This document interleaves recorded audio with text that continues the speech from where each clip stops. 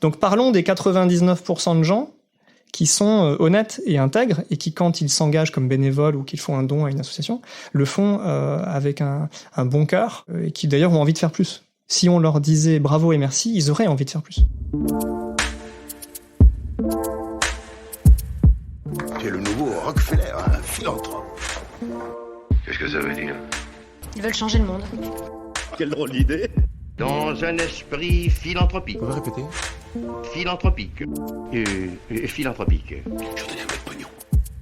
Et finalement, quand beaucoup de gens aujourd'hui me disent « Mais comment fais-tu pour avoir cette humanité ?» Eh bien, je leur réponds très simplement, je leur dis « C'est ce goût de l'amour. Ce goût, donc, qui m'a poussé à me mettre au service de la communauté, à faire le don de soi. » S'emparer d'un mot qui porte l'amour de l'humanité comme message, en saisir tout le sens et la complexité en toute simplicité, découvrir des hommes et des femmes qui s'engagent, écouter leurs histoires et enchanter le monde avec authenticité. Bienvenue dans Philanthropio, le premier podcast francophone qui raconte la philanthropie et dans lequel je vais à la rencontre de ceux qui la font. Bonjour à tous, je suis Charlène Petit et aujourd'hui je reçois le conseiller expert en philanthropie, Charles Selen, pour parler de philanthropie et bonheur. Charles nous fait l'honneur de nous vulgariser en grande première le fruit de son travail de recherche et de plaidoyer absolument passionnant autour des pistes à inventer pour réenchanter la générosité et mettre en lien l'altruisme et notre satisfaction de vie. Cet épisode est un peu plus long que d'habitude, mais je vous garantis que vous allez vous laisser transporter jusqu'au bout tellement il regorge de limpidité et de fraîcheur. Alors prenez un papier et un crayon car vous ne voudrez pas en perdre une seule miette. Cet épisode a été rendu possible grâce à la radio communautaire nancéenne Fadjet au 94.2 FM qui m'a gracieusement prêté son studio d'enregistrement. Fadjet est à la fois une radio et une maison. Cette association, créée en 1984, a pour but de soutenir tout effort d'accompagnement et d'expression en faveur des jeunes, prioritairement ceux en difficulté d'insertion, grâce à une radio et un lieu d'accueil. Fadjet vient en soutien aux jeunes en mettant à leur disposition un lieu où ils sont accueillis, écoutés, mais également où ils peuvent s'exprimer et où ils apprennent à devenir acteurs d'un projet commun, notamment autour d'ateliers radiopédagogiques. Cela me donne l'opportunité de rappeler que les radios locales et citoyennes sont des lieux d'expression essentiels car elles desservent des marchés ou des créneaux que les réseaux commerciaux n'investissent pas ou peu. Sur ce, je vous laisse avec mon invité et vous souhaite une bonne découverte. Bonjour Charles Selen. Bonjour Charlène. Bienvenue au micro de Philanthropio. Merci de m'inviter. Alors, depuis le temps que nous devions enregistrer ensemble, je suis ravie de pouvoir enfin vous rencontrer pour parler d'un sujet qui sort des sentiers battus. On va parler aujourd'hui de philanthropie et bonheur, tout un programme. Alors, je vais vous présenter rapidement. Vous êtes un expert de la philanthropie, reconnu à l'international, avec plus de 35 publications et plus de 40 conférences. Vous vous êtes spécialisé dans ce domaine depuis un séjour d'études diplomatiques à Georgetown University, et la rédaction d'un rapport sur l'action internationale des fondations américaines pour l'ambassade de France à Washington. Donc ça, c'était en 2004. Vous êtes docteur en économie, diplômé de Sciences Po. Vous avez été consultant et responsable des partenariats dans un cabinet de conseil en intelligence collective à Paris, de 2008 à 2011. Vous avez également collaboré au Centre d'études et de recherche sur la philanthropie, qu'on appelle plus communément le CERFI, puis à l'Agence française de développement en tant qu'éditeur des publications scientifiques jusqu'en 2019. Et vous avez été lauréat du programme Fulbright NGO Leaders et invité comme Inaugural Global Philanthropy Fellow à la Indiana University Lilly's Family School of Philanthropy, donc le plus grand laboratoire au monde dédié à la philanthropie à Indianapolis. Vous êtes actuellement chercheur affilié aux universités de Montréal, au Philab, et d'Ottawa, à l'Université Carleton, et parmi de nombreux engagements bénévoles avec des associations caritatives ou humanitaires et des projets à impact social, vous avez été administrateur puis président de la Fabrique Spinoza, premier think tank francophone sur le bonheur et le bien-être citoyen. Actuellement, vous accompagnez des mécènes, fondations, ONG et entreprises via une activité de conseiller indépendant en stratégie et créativité philanthropique. Première question, est-ce que vous pouvez nous décrire rapidement votre nouvelle activité de conseiller en stratégie et créativité philanthropique ? Je trouve votre positionnement sur la créativité très intéressant. Pourquoi ce choix ? En fait, il n'y a pas de solution toute faite, toute normée, qu'on pourrait plaquer en les dupliquant.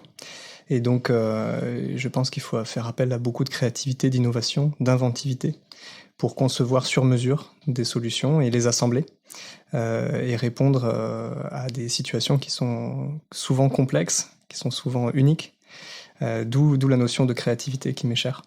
Étant donné que le sujet de cette émission est de comprendre l'articulation entre philanthropie et bonheur, j'ai envie de vous demander tout simplement quelle est la ou votre définition du bonheur ? Alors, à mon avis, il n'y a pas une seule définition du bonheur. Je pense que vous attendiez à cette réponse.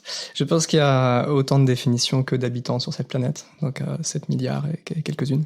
Pourquoi ? Le bonheur n'est pas un sujet, un concept figé sur lequel on peut appliquer une définition qui soit définitive. Il suffit de prendre toute la philosophie depuis l'Antiquité pour s'apercevoir qu'à chaque époque, dans chaque culture, les grands penseurs, les grands philosophes ont essayé d'aborder cette thématique sans jamais pouvoir lui donner un contenu définitif sur lequel on n'ait plus un mot à dire. Et donc ça reste une question ouverte, qui d'ailleurs est revisitée à chaque époque, qui est revisitée avec l'évolution de la pensée collective, avec l'évolution de nos croyances, de nos compréhensions du monde, et revisitée dans chaque bain culturel, dans chaque contexte culturel qui nous imprègne et qui paramètre notre façon d'appréhender la vie. Indépendamment de cette définition mouvante et non universelle, je voudrais vous proposer plusieurs façons de l'approcher. Pour ma part, puisque vous m'avez proposé de livrer ma définition, je dirais que le bonheur, c'est d'atteindre mes objectifs en respectant mes valeurs. Voilà, il y a une notion d'accomplissement et une notion de rester dans un cadre éthique qui est fort. Après, chacun définit son cadre. Je serais malheureux si j'atteignais mes objectifs à n'importe quel prix ou en faisant des choses qui ne soient pas correctes. Donc il y a cet équilibre-là pour moi à respecter, mais après chacun peut avoir sa définition. À la période de la Renaissance et de l'humanisme européen, le philosophe néerlandais Spinoza a beaucoup passé de temps à essayer d'aborder cette notion, d'où la notion de Fabrique Spinoza, qui est le nom de l'association dont j'ai fait partie. Spinoza a été un grand penseur de la joie, du bien vivre, du bien-être, et dans son livre Éthique, dans la proposition numéro 21, il dit « Le désir de vivre une vie bonne et heureuse, de bien agir, est l'essence même de l'homme ». Une phrase tirée parmi, évidemment, une œuvre très volumineuse, mais qui reflète bien l'idée qu'on a quelque chose de très profond en nous, qui nous pousse à rechercher la vie bonne. Et qu'est-ce que c'est que la vie bonne, sinon la vie heureuse, en fait. Donc ça, c'est pour la philosophie. Après, les philosophies orientales, on a évidemment aussi des clés pour aborder cette notion de bien vivre. Je ne prendrai qu'un seul exemple, presque contemporain, dans le milieu du XXe siècle, la grande figure de Gandhi nous disait « Si ce que vous dites, ce que vous faites et ce que vous pensez est en harmonie, en alignement, alors vous êtes heureux ». Ça, c'est une autre façon de définir le bonheur. Puis bien sûr, pour tous ceux qui ont une culture religieuse, toutes les grandes religions de la planète, et en particulier dans les grands monothéismes, on a foison de préceptes qui nous montrent depuis les temps immémoriaux quel chemin il faut suivre pour atteindre le vrai bonheur, c'est-à-dire le bonheur éternel, au-delà de notre vie terrestre. Vous avez parlé de la Fabrique Spinoza, vous avez été impliqué pendant 7 ans, je crois. Quels sont les grands enseignements que vous retenez de cette implication au sein de la Fabrique Spinoza qui place le bonheur au cœur de l'ensemble de la société ? Pour répondre à votre question, il faudrait faire un petit historique, savoir comment est née cette association. En fait, à la fin des années 2000, après la crise des subprimes, le président Sarkozy, à un moment donné, avait commandé un rapport à une commission d'économistes. Il y avait une quarantaine d'économistes internationaux qui se sont réunis pour essayer de trouver des indicateurs alternatifs au PIB pour mesurer notre bien-être collectif. Donc, ça s'appelait la commission Sen-Stiglitz-Fitoussi, du nom des 3 grands économistes qui l'ont dirigé, dont 2 prix Nobel. Cette commission a livré un rapport qui est toujours téléchargeable sur Internet, je vous invite à aller le consulter, dans lequel il est dit en substance qu'il y a un consensus international entre économistes de plus haut niveau pour dire que le PIB ne suffit pas et était très loin d'être un indicateur pertinent pour mesurer comment nous allons tous ensemble dans la société. Donc la conclusion de ce rapport, c'est-à-dire qu'il est urgent de créer d'autres indicateurs pour mesurer comment nous allons, comment on évalue le niveau de satisfaction des citoyens dans leur vie personnelle, professionnelle, sociétale. Et en fait, on pourrait revenir à 2009, pas grand-chose n'a été fait, en tout cas en France sur le sujet, au niveau des pouvoirs publics. Mais il y a foison de travaux académiques qui poussent dans ce sens.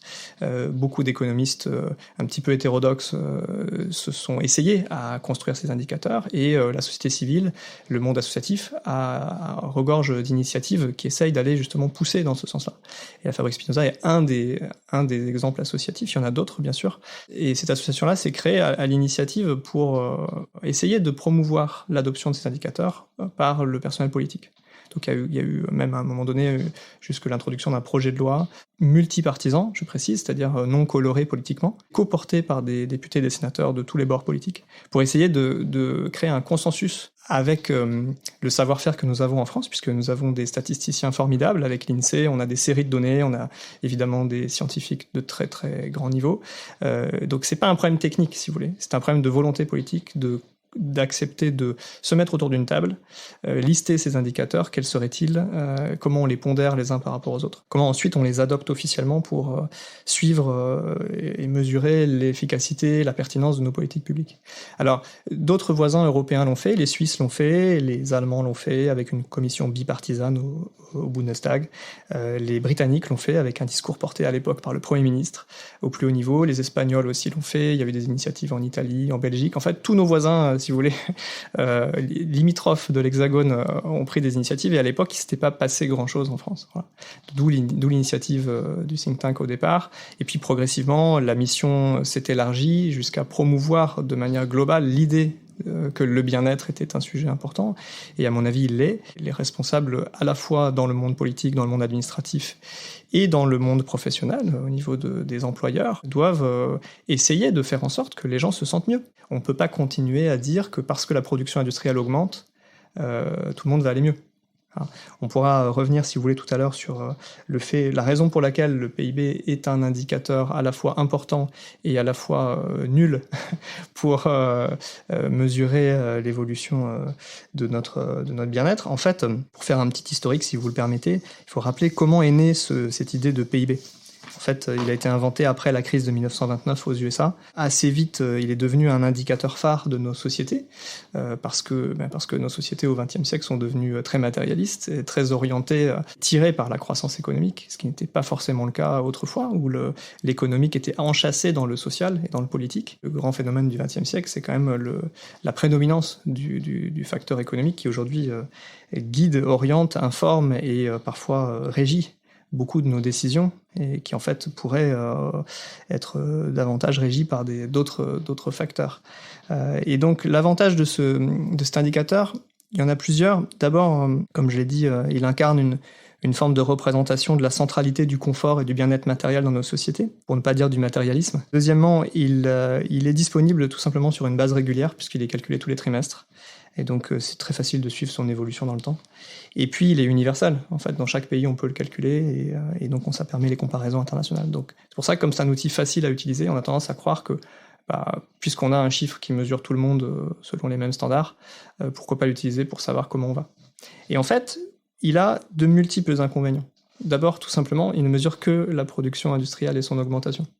Si vous produisez des boulons et que vous les stockez dans un hangar, le PIB va augmenter. Par contre, ça ne va pas rendre les gens plus heureux, ni mieux éduqués, ni en meilleure santé. Ça ne va pas dépolluer l'environnement, ça ne va pas faire en sorte qu'il y ait moins de violence dans la société. C'est décorrélé complètement du niveau de bien-être. Ouais. Alors, non seulement ça ne mesure pas du tout la manière dont nous allons, ça ne mesure pas les inégalités, ça ne mesure pas la pollution, ça ne mesure pas, comme disait Bobby Kennedy en 1968, il y a un discours que je vous invite vraiment à relire qui est formidable, dans lequel il dit que ça mesure quand on produit des bombes, des armes, des fusils, des programmes de télévision qui glorifient la violence, des publicités qui nous créent des faux besoins, mais par contre ça ne mesure pas la beauté de notre poésie, la solidité de nos mariages, l'intégrité de nos représentants publics, le niveau de l'instruction de nos enfants, etc. Bref, il conclut, en fait, ça mesure tout, sauf ce qui fait que la vie vaut la peine d'être vécue. Et je pense que c'est une bonne synthèse. Alors malgré tout, c'est un indicateur important, évidemment, pour mesurer la croissance économique. Mais des psychologues ont montré que le fait que le PIB stagne, par exemple, ça veut dire que d'une année sur l'autre, nous ne sommes pas plus riches. On va juste avoir le même niveau de richesse que l'année dernière. Le fait de communiquer sans arrêt à la radio, à la télé, sur le fait qu'il n'y a pas de croissance, ça crée un climat anxiogène, et ce climat anxiogène crée du mal-être. Donc en fait, on va être aussi riche que l'année dernière, on va pas être plus pauvre s'il y a 0% de croissance par exemple. Par contre, les gens vont être tous plus malheureux parce que le fait de leur rabâcher sans arrêt qu'il n'y a pas de croissance les rend tristes et malheureux, et étant donné qu'ils ont des pensées négatives dans leur tête, ils se mettent à être malheureux et déprimés. Vous voyez, donc en fait, ça peut avoir un effet anxiogène de communiquer sur la non-croissance d'un indicateur qui ne reflète d'ailleurs pas du tout comment ils vont. Donc vous voyez tout de suite l'implication politique, médiatique et sociale que ça a de ne pas avoir les bons indicateurs.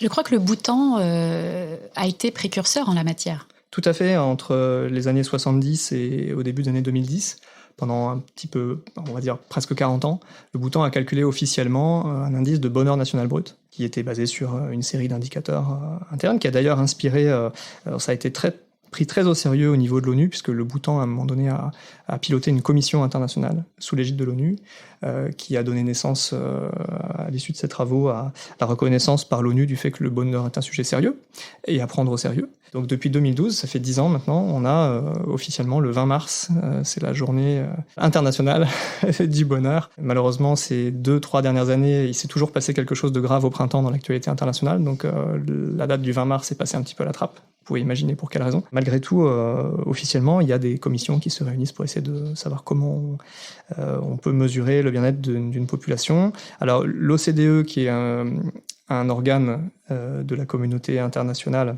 a établi un indicateur composite agrégé qui s'appelle Your Better Life Index, que vous pouvez aller regarder sur Internet, qui permet d'agréger, je crois, 11 ou 12 dimensions.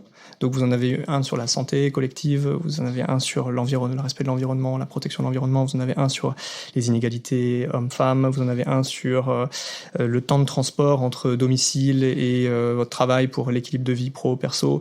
Vous avez en fait comme ça une série d'indicateurs, je crois qu'il y en a un sur la corruption, sur la bonne gouvernance. Enfin, vous avez comme ça des indicateurs multidimensionnels qui peuvent tout à fait être quantifiables, et qui vous permet d'ailleurs d'accorder plus d'importance à un indicateur qu'à un autre, en fonction du fait que vous pensez que, par exemple, il faut mettre plus l'accent sur la santé que sur la protection de l'environnement, qu'on ne peut pas tout faire en même temps.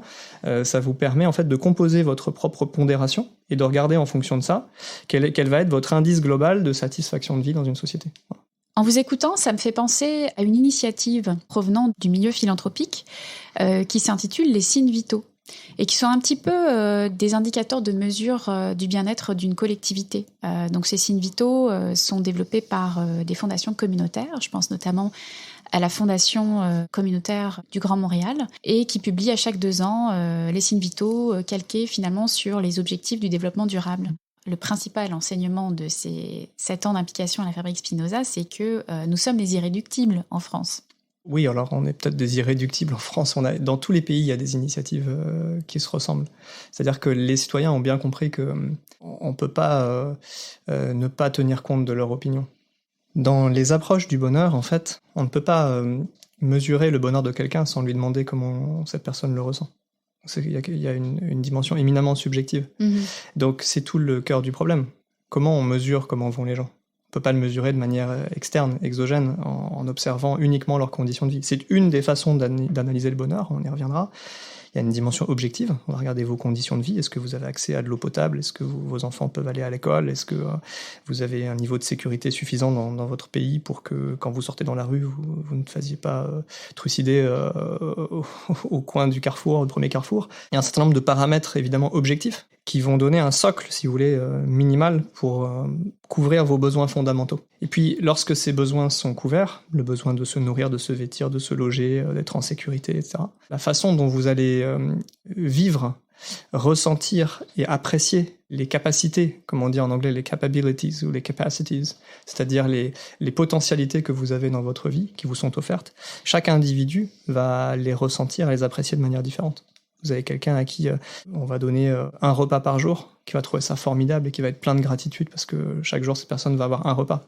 Puis vous avez des gens qui vont manger 3 fois par jour dans des restaurants étoilés et qui vont trouver ça pas encore assez bien parce qu'il y avait des miettes sur la table ou que le serveur leur a pas fait le bon petit sourire qu'il fallait, etc., etc. Donc, en fait, il y a une question de faculté d'appréciation des conditions objectives qui est totalement variable d'un individu à l'autre. Et dans la façon dont on appréhende le bonheur, il faut qu'on regarde à la fois les conditions objectives et à la fois la perception subjective de chaque personne. Dans une société donnée, qu'on soit français, canadien ou d'un autre pays, évidemment on a des conditions objectives collectives qui sont liées à la qualité des services publics, qualité de la préservation de l'environnement dans notre pays, etc. À la paix sociale, enfin bon, il y a plein de facteurs. Et puis il y a la façon dont culturellement on va, dans notre logiciel collectif, si j'ose dire, dans notre ADN socio-culturel, pour prendre des gros mots, on va apprécier diversement les cadeaux qui nous sont faits par la nature ou par l'organisation, la gouvernance qu'on a mis en place dans notre société. Voilà, vous avez des pays où il y a une protection sociale très forte, et puis les gens l'apprécient pas forcément. Quand vous allez vivre dans des pays où il n'y a pas de protection sociale, vous vous rendez compte quelle chance vous aviez d'avoir une protection sociale, par exemple. Donc la notion de contraste, quand on voit des situations différentes, on peut changer notre perception du bonheur. Quand on est centré sur son petit nombril tout le temps, on a parfois un peu de mal à apprécier les cadeaux qui nous sont faits. Voilà, par exemple, tout simplement, ouvrir un robinet, avoir de l'eau potable, c'est un luxe que beaucoup de gens sur Terre n'ont pas. Peut-être même la majorité des gens sur Terre n'ont pas. Et pourtant, c'est un geste tellement banal qu'on le fait en Occident tous les jours. Et on prend peut-être pas le temps de se rendre compte que c'est juste formidable de pouvoir faire ça. C'est quelque chose qui pourrait participer à notre bonheur. On pourrait se dire, tiens, c'est formidable, aujourd'hui j'ai bu de l'eau du robinet et je suis pas tombé malade. Et en fait, c'est devenu tellement intégré dans nos habitus qu'on s'en rend plus compte. Tandis que si quelqu'un vit dans un pays où il n'y a pas d'eau potable courante, accessible comme ça dans les foyers, et que demain matin vous lui mettez ça, ça va faire augmenter leur niveau de bonheur de manière significative. Parce que ça change quelque chose de fondamental dans leur vie. Malheureusement, il y a un phénomène psychologique qui a été mis en évidence par les scientifiques, le tapis roulant hédonique. En anglais, c'est hedonic treadmill. C'est l'idée que vous avancez sur un tapis et plus vous avancez vite, plus le tapis avance vite. En fait, vous êtes toujours au même rythme sur le tapis finalement, vous êtes toujours au même endroit du tapis. Pourquoi on a utilisé cette métaphore? Quand on regarde le niveau de rémunération des gens, les gens s'adaptent au niveau de rémunération qu'ils ont et ils estiment toujours qu'ils auraient besoin d'un peu plus pour être parfaitement heureux. Donc quelqu'un qui va gagner 1000 euros ou 1000 dollars par mois va vous dire, si j'en gagnais 1500, je serais vraiment super heureux parce que je pourrais faire ça en plus que je peux pas faire aujourd'hui. Et si demain vous leur donnez 1500 par mois, au début il va y avoir un surcroît de bonheur les premiers jours, parce que c'est formidable, j'ai tout ça de budget en plus, donc je peux faire plein d'autres choses. Et puis ensuite, on ajuste son mode de vie, on se met à consommer plus, à faire plus de choses, à aller plus loin en voyage ou prendre plus de vacances, etc. Et puis on se dit, non, en fait 1500 ça me suffit pas, il faudrait que j'ai 2000. Et ainsi de suite. Donc il y a ce qu'on appelle l'effet d'adaptation hédonique, c'est-à-dire qu'il y a un mieux-être temporaire, le temps qu'on digère en fait cette augmentation de capacité, cette augmentation de revenus, cette augmentation de potentialité dans notre vie. Et puis une fois qu'on s'y est adapté, on trouve ça plus suffisant. Donc vous voyez la notion d'insatiabilité derrière.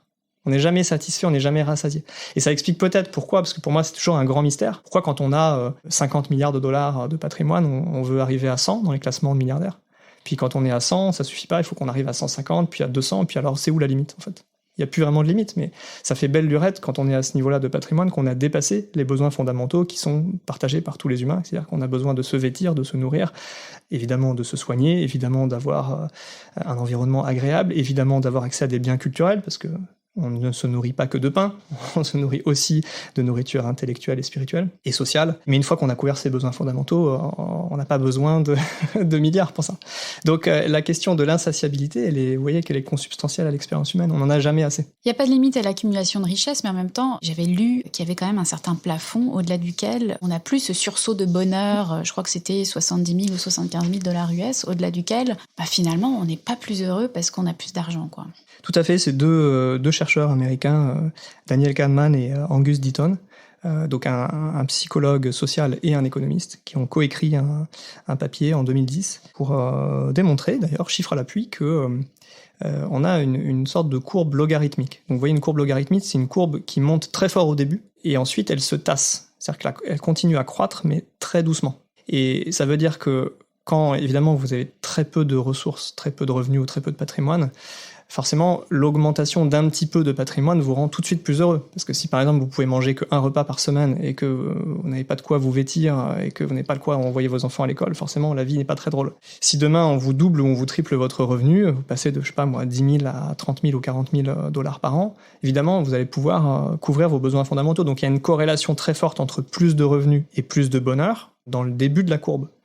Et à partir du moment où vous atteignez ce chiffre qu'ils ont établi à 75 000 dollars américains, donc dans le cadre de la société américaine, ils avaient fait cette étude sur un échantillon représentatif de citoyens américains, au-delà des 75 000, tout ce qu'on gagne en plus, c'est pas le surcroît de gains financiers qui va créer du bonheur. Bien sûr, ça va rendre un petit peu plus heureux, parce que si vous avez 75 000 $ ou 1 million de dollars par an, forcément, on peut imaginer que vous avez un peu plus de choses possibles à réaliser quand vous avez 1 million de dollars par an. Mais c'est pas ça qui va vous rendre plus heureux.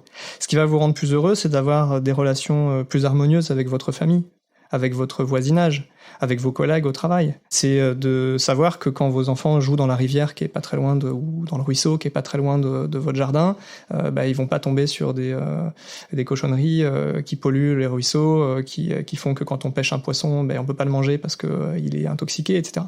Donc, en fait, ce sont d'autres paramètres que le seul gain financier qui vont, à un moment donné, une fois que vous avez couvert vos besoins fondamentaux, ou rentrer dans une deuxième phase de courbe. Ce sont d'autres paramètres sociaux, qualité de vie, accomplissement de soi, qui vont participer à la création de votre bonheur. Autrement dit, pour reprendre l'adage populaire, l'argent ne fait pas le bonheur. En fait, si, quand on est très pauvre, avoir un peu d'argent en plus, ça fait le bonheur. Mais au bout d'un certain moment, ça fait plus le bonheur. Alors après cette longue introduction sur la définition et la mesure du bonheur, on va parler maintenant de philanthropie. Vous avez contribué à l'écriture d'un manuel de fiscalité et philanthropie paru fin 2021. Votre chapitre s'intitule « La philanthropie comme un mécanisme d'auto-imposition avec des résultats heureux ». Créer un nouveau discours public. C'est une traduction libre de ma part. Alors, il reprend une contribution au colloque de 2020 à Genève, qui vous a valu d'ailleurs d'être finaliste du prix Fondation Lombard-Odier d'excellence académique en philanthropie. Et dans cette contribution, que je mettrai en partage dans les notes de l'épisode, vous vous posez 2 questions. La première, au-delà de la politique fiscale, sur quelles incitations non monétaires peut-on s'appuyer pour promouvoir le don ? Et la deuxième, comment redéfinir notre compréhension commune de la relation entre philanthropie et impôt pour élaborer un nouveau discours public qui stimule la générosité. Pour tenter de répondre à ces questions, vous suggérez d'abord d'adopter de nouveaux outils, ce que vous appelez les 4 sous-composantes de la philanthropie nominale, réelle, structurelle et conjoncturelle. Alors expliquez-nous un petit peu ces différents concepts. Alors là, on rentre un peu dans le technique et je voudrais faire un propos liminaire avant. En fait, il s'agissait d'un colloque sur la fiscalité, vous l'avez bien dit. Et moi, je ne suis pas du tout spécialiste de fiscalité. Mais mes collègues m'ont très aimablement invité à présenter un papier. Et au moment de faire ma proposition, je me suis dit, mais n'étant pas spécialiste de la fiscalité, il faudrait quand même que je trouve quelque chose à dire. Et je me suis dit, je vais prendre à contre-pied la proposition, tout en restant dans le cadre scientifique qui était proposé pour cette journée d'études. C'est de dire, en fait, le sujet, c'est pas la fiscalité, justement. Le sujet, c'est autre chose. La fiscalité est importante, bien sûr. Elle est un élément accélérateur, facilitateur, incitatif pour la générosité, parce qu'évidemment, si on vous permet de déduire de vos impôts une partie de votre don, il y a toutes les chances que vous donniez un peu plus. Donc c'est ça l'idée, en fait. Mais la fiscalité n'est jamais un moteur profond qui déclenche l'acte de don.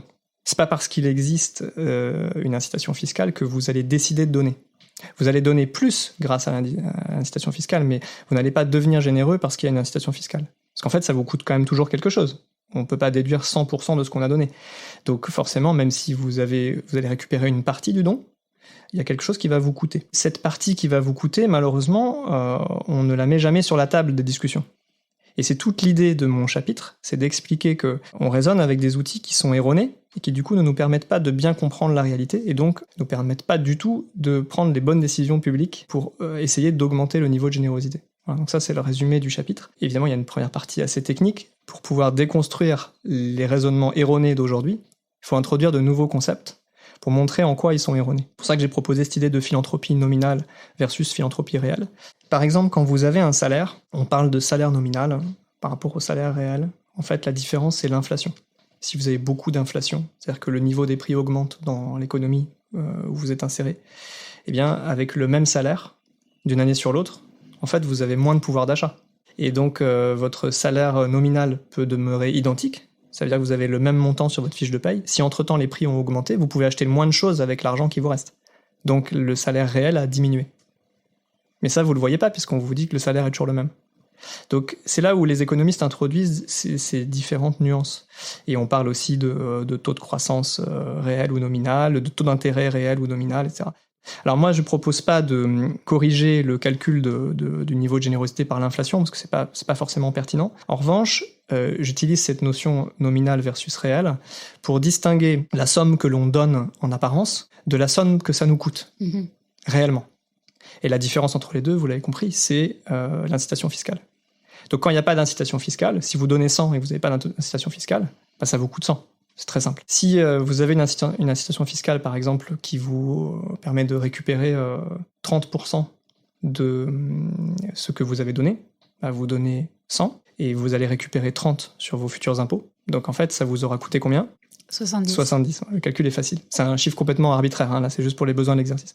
Si demain le gouvernement dit en fait on veut inciter la générosité dans le pays, donc on va passer à déduction fiscale de 30 à 50 ou 60% par exemple. Mettons que ce soit 60. Vous continuez à donner 100, mais ça vous coûte combien ? 40. Ça vous coûte 40. Et vous avez continué à donner 100, et avant ça vous coûtait 70, et maintenant ça vous coûte 40. Donc vous voyez que si on communique dans les médias, même dans le débat public, et même dans le débat académique, si on continue à regarder des chiffres nominaux, c'est-à-dire les gens donnaient 100 hier, maintenant ils donnent toujours 100. Conclusion, la générosité n'a pas varié. Elle est toujours identique. Et le seuil de douleur est invisible. Le seuil de douleur est invisible, vous l'avez formulé en des propos plus courants, mais c'est exactement ça la notion de philanthropie réelle, c'est le seuil de douleur. C'est-à-dire que avant donner 100, ça vous coûtait 70, maintenant ça vous coûte 40. Donc si on regarde que le montant nominal qui a été donné, 100 et 100, on va dire ça n'a pas bougé, on est toujours à 0. Donc la conclusion qu'on va en tirer, c'est la générosité n'augmente pas dans notre pays. Et en fait là, en l'occurrence, en termes réels, elle a diminué. C'est-à-dire qu'avant on donnait 70 en vrai, parce que ça nous coûtait de notre poche. Et après, dans le cas numéro 2, on donne 40. Donc en fait, elle a diminué, et l'incitation fiscale qui a augmenté, ça veut dire que c'est une partie de l'argent public qui a été plus injectée, puisque c'est des renonciations à des recettes fiscales. Tout mon point dans la première partie de l'article, c'est d'expliquer que c'est bien de regarder la générosité nominale, bien sûr, il faut continuer à le faire, mais ça suffit pas, il faut regarder les sous-composants. Dans une générosité, il y a une partie réelle, c'est ce que ça nous coûte vraiment, ce que vous appelez le seuil de douleur, et puis ce qui ne nous coûte pas. Et pour moi, alors je vais jusqu'à dire que sur le plan philosophique, ce qui ne nous coûte pas, ce n'est pas un don. Parce que quand vous prenez le dictionnaire, je vous invite à le faire, vous regardez à don, qu'est-ce que c'est qu'un don en général, selon les versions du dictionnaire, que selon l'éditeur et la langue dans laquelle vous regardez le dictionnaire, vous allez voir globalement la définition, c'est toujours de dire un don, c'est quand on se dépossède de quelque chose sans rien en contrepartie. Sinon, c'est un échange. Si on a une contrepartie, c'est un échange, ou c'est un achat, ou c'est un troc. Mais le don, le principe, c'est qu'il n'y a pas de contrepartie. Alors, il y a des contreparties morales, symboliques. Je passe sur Marcel Mauss et le don contre don, qui est une dynamique fondamentale de l'échange dans toutes les sociétés. Mais on ne va pas rentrer dans ces débats anthropologiques-là pour les besoins de l'exercice. Aujourd'hui, d'un point de vue purement fiscal, dans la loi, en tout cas en France, je pense que c'est le cas aussi au Canada, quand on fait un don, on ne doit pas avoir de contrepartie significative. On a le droit de recevoir un stylo avec marqué son prénom dessus, mais on n'a pas le droit de recevoir des choses qui sont vraiment équivalentes en termes de valeur. Donc, si on considère qu'un don, c'est se déposséder de quelque chose sans contrepartie, alors quand on fait un don nominal et qu'il y a une bonne partie qui nous est ristournée par une réduction d'impôt, que de toute façon on aurait dû payer parce qu'on fait partie d'une société en tant que citoyen dans laquelle on a accepté les règles du jeu, et dans les règles du jeu il y a le fait que tout le monde contribue à l'impôt. D'ailleurs c'est l'un des fondements de la démocratie en fait, le consentement libre et éclairé à l'impôt par l'intermédiaire de ses représentants. Toute l'histoire des démocraties modernes, bien souvent les premiers soulèvements qui ont conduit à instaurer des systèmes démocratiques, c'était toujours lié à l'impôt et au consentement à l'impôt. Parce que justement, autrefois, on levait des impôts sans vraiment demander l'accord aux gens. Le fait de dire, on se rassemble et on accepte qu'on va tous payer l'impôt sous certaines modalités avec une forme de progressivité pour que certains payent plus que d'autres parce qu'ils ont plus de moyens, etc. Tout ça, c'est le fondement d'un contrat social qui dit on va s'organiser tous ensemble pour pouvoir financer tous ensemble, chacun à la hauteur de ses moyens, des services publics, des routes, des hôpitaux, des écoles, etc. Après, chaque pays met le curseur où il veut. Il y a des pays plus libéraux où on finance moins par l'impôt, et des pays où on a plus de protection sociale et un État plus providence. Mais dans tous les pays, il y a cette même logique qui est à l'œuvre, avec des curseurs différents. Le consentement à l'impôt, c'est un fondement de la démocratie. On ne peut pas juste renoncer à ça demain matin. Donc je considère que la partie qui nous est octroyée de ristourne sur la valeur de notre don via une déduction d'impôt, c'est, encore une fois, je le répète, ne me faites pas dire ce que j'ai pas dit, je pense que c'est un élément fondamental pour inciter à la générosité, parce que ça permet d'encourager ceux qui donnent déjà, ceux qui ont déjà franchi le pas, d'aller vers des causes caritatives. Évidemment, il faut les encourager. Et dans chaque pays, il y a des systèmes différents, il y a des pays où on déduit de l'assiette, d'autres où on déduit de l'impôt dû, il y a différents systèmes fiscaux, et c'était d'ailleurs tout l'objet de ce colloque, de faire un comparatif international, de regarder comment ça se passe dans différents pays, et comment justement on peut s'inspirer de solutions qui fonctionnent bien ailleurs pour agencer, améliorer nos systèmes nationaux. Mais d'un point de vue, là je parle seulement d'un point de vue strictement philosophique. Si vous donnez quelque chose d'une main et que vous en reprenez un petit bout de l'autre, alors à ce moment-là, on ne peut pas considérer que toute l'intégralité de ce que vous avez donné est un don au sens philosophique, puisqu'il y a un petit bout sur lequel vous avez eu une contrepartie. Autrement dit, un don défiscalisé n'a pas de valeur morale. Je porte pas de jugement. Je dis que scientifiquement, il faut qu'on soit capable de disséquer les strates du don. Il y a une partie qui est de la générosité pure, parce que ça vous coûte quelque chose et vous n'avez rien en échange, et une partie qui est le fruit d'une déduction fiscale qui est incitative. Alors pourquoi je dis ça ? C'est pas, mon but c'est pas de semer le trouble, au contraire c'est de clarifier les choses. Parce que derrière, on va avoir des raisonnements différents. Parce que si on dit, et c'est des simulations que je propose dans l'article, si à un moment donné on se rend compte que le niveau de générosité augmente en apparence, parce que le seuil, le montant nominal a augmenté. Par exemple, on est passé de 1000 à 1500. Mais si en fait cette augmentation elle est le fruit d'une très très forte augmentation fiscale, en fait c'est un transfert de ressources publiques vers des causes caritatives. Donc c'est une subvention indirecte des caisses de l'État vers les causes caritatives qu'on soutient. Et c'est pas le fruit d'un effort, d'un surcroît d'effort de la part des donateurs. Vous voyez, si on augmente très fort la déduction fiscale à un niveau constant de générosité réelle, c'est-à-dire de ce que ça coûte aux gens, vous allez avoir mécaniquement une générosité nominale qui va augmenter. D'accord ? C'est juste que dans le total, la part subventionnée va être plus grande. Donc le total on va avoir l'impression que ça augmente, mais c'est pas le fruit d'un effort supplémentaire des gens. C'est le fruit d'une plus grande incitation de l'État. Vous voyez ? On peut avoir un scénario inverse où l'État va baisser sa part de subvention, mais les gens, pour une raison ou pour une autre, vont se sentir plus généreux et vont augmenter leur générosité réelle. Mais le total peut être inférieur. Et si on regarde que le total, on va dire « Ah bah la générosité a baissé dans le pays ». Alors qu'en fait, en réel, les gens ont donné plus, ont fait un effort plus grand. Donc le fait de ne pas avoir ces instruments pour disséquer ce qu'on observe fait qu'on se trompe sur ce qu'on observe.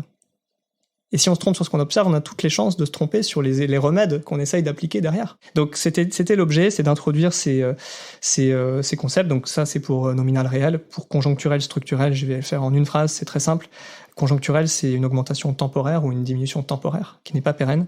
Et structurel, c'est qu'on a réussi à faire en sorte de modifier les comportements dans le long terme et qu'ils ne sont plus sujets à des fluctuations immédiates.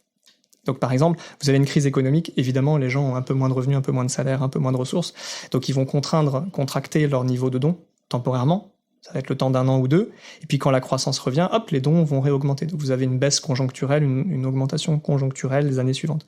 Mais quand vous regardez le temps long sur les 30 ou 40 dernières années, vous apercevez qu'il y a des planchers structurels en deçà desquels on ne descend pas, ou des plafonds au-delà desquels on ne va pas. Par exemple, vous prenez les États-Unis sur les 50 dernières années, depuis début des années 70, on a des statistiques très précises qui montrent que la générosité a toujours oscillé entre 1,6% et 2,1% du PIB. Et dans la première partie, les premiers 25 ans, on était plutôt vers 1,6, 1,7.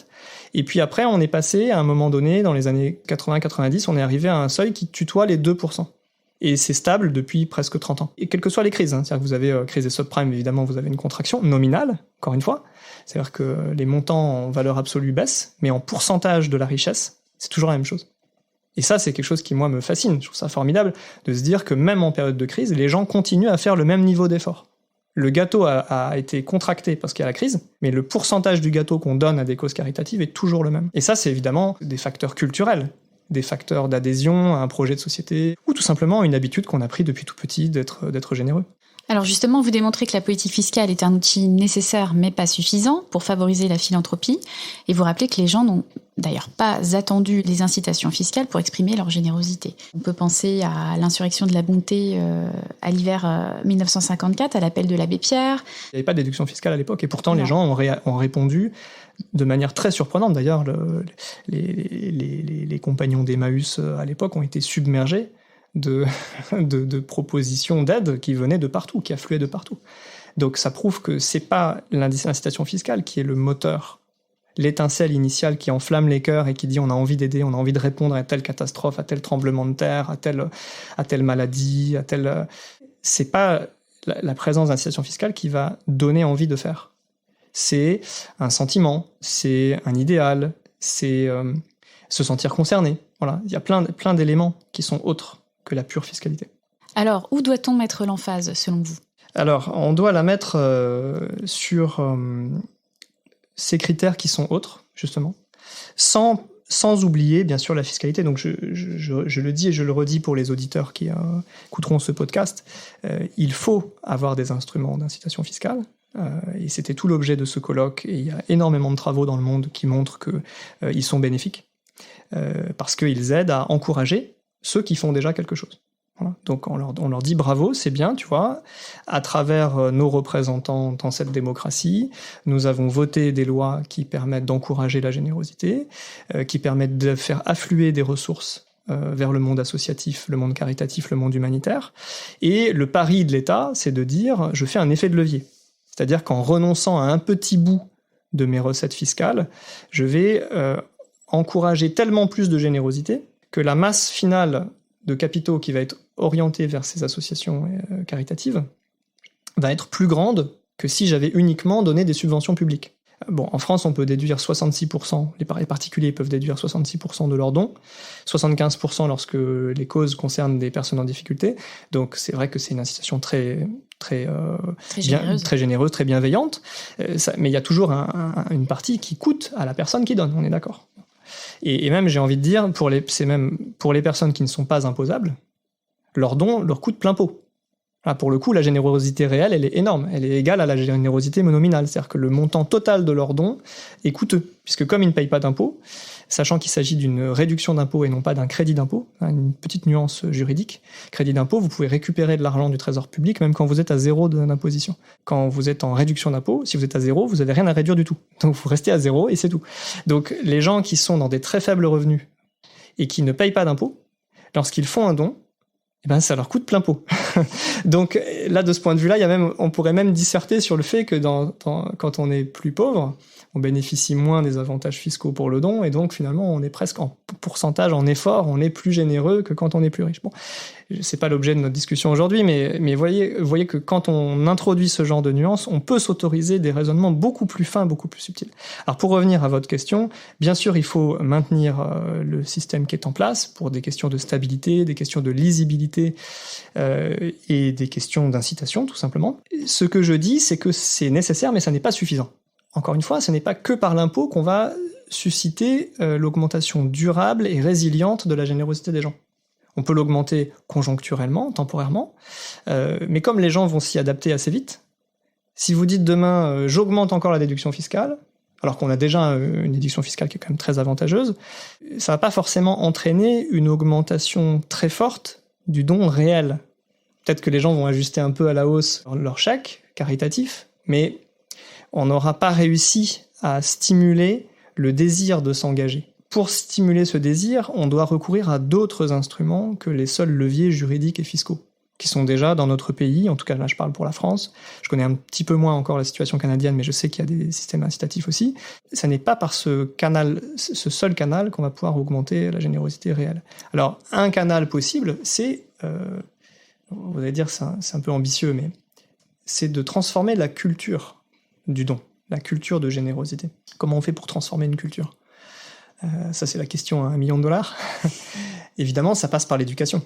Ça passe par l'éducation des petits, des enfants, qui sont les générations de demain. Planter un arbre, il mettra 20 ans à pousser et faire de l'ombre. On pourra s'y reposer dans 20 ans, dans une génération. Mais donc, si on veut pouvoir s'y reposer dans 20 ans, il faut le planter tout de suite. Parce que si on attend encore 20 ans, dans 20 ans, on sera à la même situation qu'aujourd'hui. Et si on veut transformer la culture, il faut avoir une vision à très long terme et prendre les choses très en amont. Donc, une des idées, c'est sensibiliser les enfants à la centralité. Je dis bien la centralité. C'est central dans nos vies de famille, dans nos vies de communauté, de société, de citoyens. C'est central d'apprendre à être généreux. Parce que la générosité, ça s'apprend.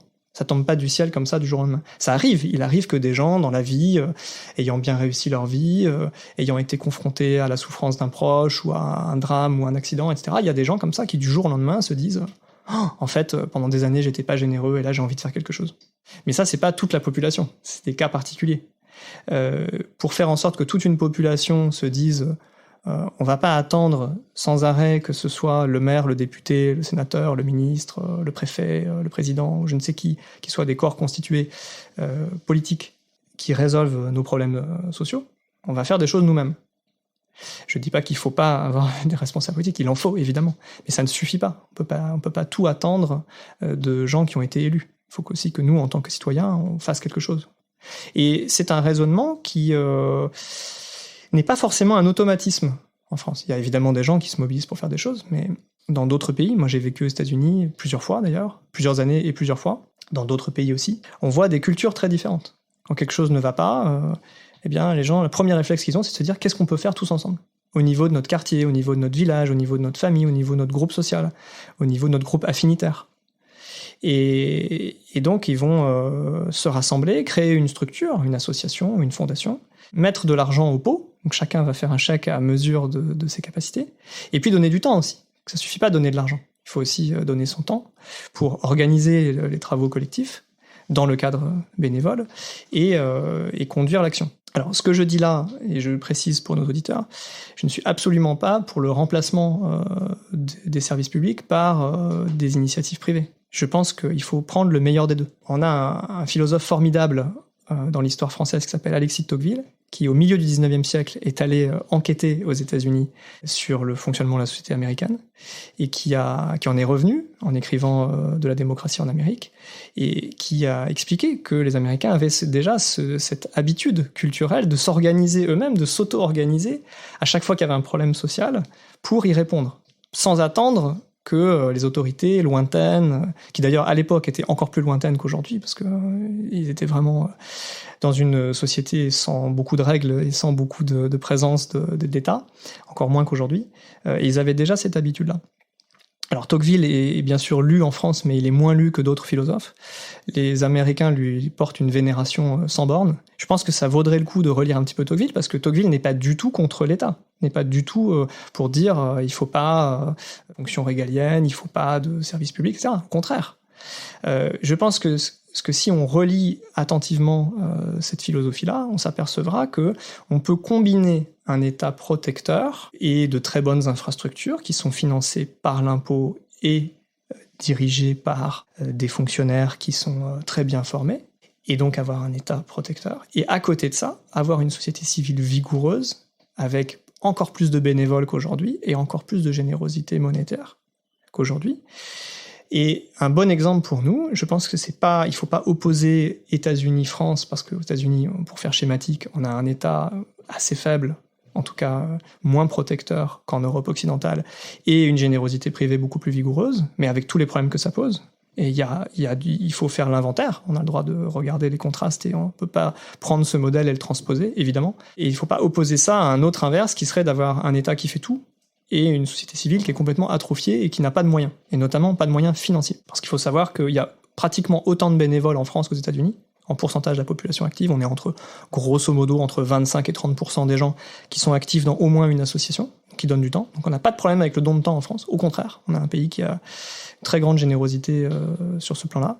En revanche, au niveau de la générosité financière, vous avez 50% des ménages américains qui donnent de l'argent à des causes. Donc là, je parle des ménages ordinaires, classe moyenne, et pauvres d'ailleurs, parce que les ménages très modestes donnent aussi, donc on est à 50%. C'est un chiffre qui baisse. Au début des années 2000, on était à 66%, c'était les 2 tiers. Donc les Américains, eux, sont catastrophés de voir qu'ils sont passés de 66 à 50%, parce que pour eux, c'est pas un bon signe du tout. Chez les très riches, on est à, donc les gens qui sont millionnaires aux États-Unis, on est à plus de 90%. Très exactement, le dernier chiffre, c'était 91% des millionnaires aux États-Unis qui ont une activité philanthropique, qui donnent, qui font qui ont des engagements financiers auprès de causes, associations. Je ne sais pas si vous connaissez le chiffre en France. On est autour de entre 14, 15, 16%, en gros, ça dépend des années, de foyers fiscaux qui déclarent un don dans leur déclaration de revenus annuels auprès des impôts. Donc c'est un chiffre, c'est indubitable. Vous avez un chiffre qui vous dit tant de pourcents des foyers fiscaux qui déclarent, donc 15% à peu près à la louche. C'est des ordres de grandeur. Après on peut discuter des détails des chiffres, dire les foyers qui sont pas imposables, ceux qui sont imposables. Grosso modo, les chiffres qu'on a, c'est 15% en France, 50% aux États-Unis, et pour les riches, on est à 91% aux États-Unis. Et en France, ceux qui sont assujettis à l'impôt sur la fortune, c'est pareil, on est entre 15 et 20% selon les années. Donc vous avez un ménage sur 5 ou un ménage sur 6 que ce soit un ménage classe moyenne ou un ménage plutôt fortuné, qui déclare un don à l'administration fiscale. Ça veut dire que vous en avez 5 sur 6 ou 4 sur 5, en gros vous en avez une majorité, qui ne déclare rien. Ça veut dire qu'ils ne donnent pas. Ces gens-là, pour leur donner l'envie de donner, il ne va pas falloir juste leur dire il y a plus de déduction d'impôts. Parce que déjà, ils ont une déduction disponible et ils ne l'utilisent pas. Alors, parmi les pistes qui s'offrent à nous, vous citez également l'intégration de la philanthropie dans les médias. Vous pensez à quoi ? Je pense à raconter des belles histoires. Pourquoi raconter des belles histoires ? Parce qu'on a déjà les mauvaises histoires. Je ne dis pas qu'il ne faut pas avoir un œil critique, au contraire, il faut pouvoir dire, quand il y a des abus, il faut pouvoir les pointer du doigt et dire ça c'est pas acceptable, c'est pas correct. Vous avez évidemment dans le monde de la philanthropie, vous avez de tout, comme dans chaque univers. Donc vous avez des gens formidables, vous avez des gens ordinaires, puis vous avez des gens détestables. Dans chaque univers, il y a ça, dans n'importe quel secteur, dans n'importe quelle strate de la société. Donc dans le monde de la philanthropie, vous avez aussi malheureusement des gens qui font des dons pour gommer, amoindrir, effacer une image par ailleurs pas très reluisante.